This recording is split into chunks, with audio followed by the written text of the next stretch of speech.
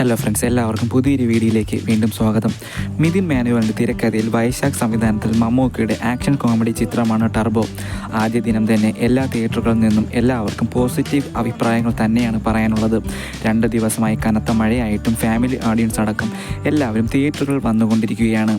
ആദ്യ ദിനം കളക്ഷൻ തന്നെ പല റെക്കോർഡുകളും ടർബോയുടെ പേരിൽ നേടിക്കഴിഞ്ഞിട്ടുണ്ട്. ആൾറെഡി പ്രീസെയിൽ ബിസിനസ് നേട്ടത്തോടെ വന്ന ടർബോ നല്ലൊരു ഓപ്പണിംഗ് ഡേ കളക്ഷൻ നേടിയിട്ടുണ്ട്. 6.15 കോടിയിലേറെയാണ് ആദ്യ ദിന കളക്ഷനായി നേടിയത്. ആദ്യ ദിന റെക്കോർഡിൽ ഒന്നാമതായി ഇതുവരെ ഉണ്ടായിരുന്നത് മോഹൻലാൽ ചിത്രമായ Malaikottai വാലിബനായിരുന്നു.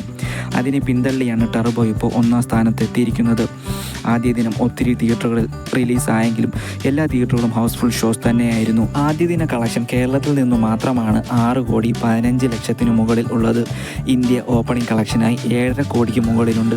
GCC collection world wide കളക്ഷനായി 15 കോടിയോളം റിപ്പോർട്ടുകൾ വരുന്നുണ്ട്. വ്യക്തമായ കണക്കുകൾ നാളെ മുതൽ പുറത്തു വരും. 2 ദിവസത്തെ കളക്ഷൻ റിപ്പോർട്ടുകൾ പ്രകാരം ചിത്രം ഉടനെ തന്നെ ചുരുങ്ങിയ ദിവസം കൊണ്ട് 50 കോടിയിലെത്തും.